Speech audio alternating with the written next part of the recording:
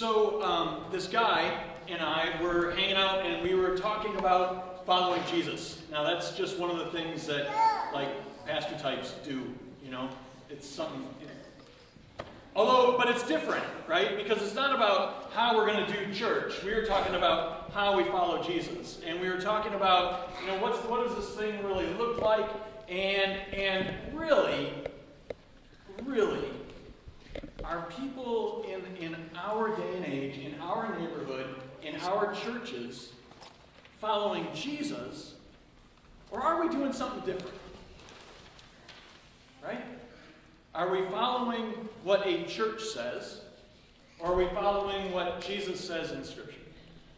Are we following what the country says is the right thing to do, or are we following what Jesus would challenge us to do? So we were talking about this stuff, and somehow this spun into what is it like being Jesus in the world?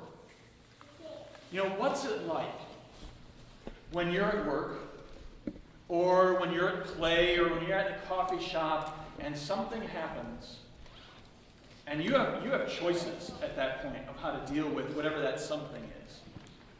And you can be like Jesus and act with compassion, which is struggling with.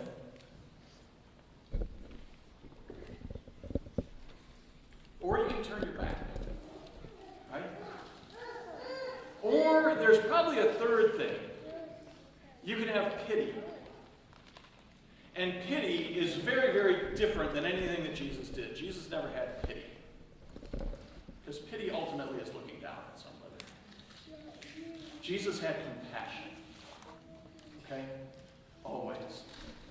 So what does it mean to be Jesus in the world and to have compassion and to own the stuff that we claim? You know, we claim that we're Christians. We claim our baptism, that we've been owned by God, that we follow Jesus, and so what does that actually look like? And then we talked about how Jesus, it seemed to us, was totally immersed in God. No matter what was going on, there was this total immersion thing going on that Jesus had with God. And that seemed to make the difference. Okay? Has anybody ever heard of Rosetta Stone? All right. So we've heard of the Rosetta Stone. Have you heard of the program called Rosetta Stone? All right. The program Rosetta Stone is about learning a different language. Okay? And the way that you learn this language is you get immersed in it. Okay? So is there a way to learn the language of God and to get totally immersed in it into such a way that it becomes second nature? See, because that's the brilliance of Rosetta Stone when these people put it together to make it a huge billion-dollar success, is that people actually understood what it meant to go and speak Spanish. It wasn't just being able to parse out verbs and so on. They could actually go somewhere and have a decent dialogue with someone. So what does that look like if we are to be totally immersed in God? Anybody lucky enough to go have one of those experiences where you get to learn a new language, maybe in high school or college, by going overseas or to a different country and you have this immersion experience? All right, we have a few. All right, a few. And totally different, right? It's not exactly book learning, right? I mean, you can have the book on how to do this stuff, but then you actually go and do it and somebody says, "You're not going to believe what you just said." Because you used the words all right, but the inflect was wrong, or whatever that happens to be. And you know, there's things like that in English too. How about this? Do you think you can really learn how to be an exceptional carpenter by going and just reading the books? I haven't met one. Because as soon as they start cutting a board and they hit a knot, they're SOL.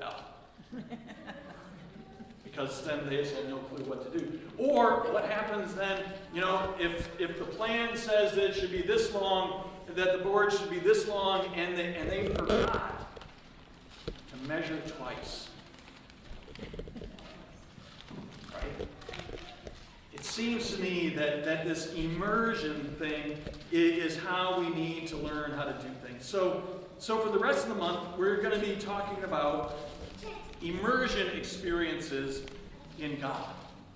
And this week, obviously, we're talking about baptism. I mean, that's why we talk about this stuff with the young people. Next week, we're going to talk about Scripture. In fact, we're going to practice getting fully immersed in Scripture. It's going to be a blast. I think we're going to have a really good time. The following week, we're going to talk about prayer, and then after that, we're going to talk about fellowship. Now, as a total side note, the day that we're talking about fellowship is January 30th.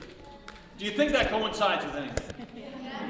There's going to be a great fellowship party downstairs, all right? And so that's part of this model, is that whenever Jesus got together and was fully immersed in God, he also fellowshipped. Okay? So to get us started today, there's a video that Ron's going to put up here.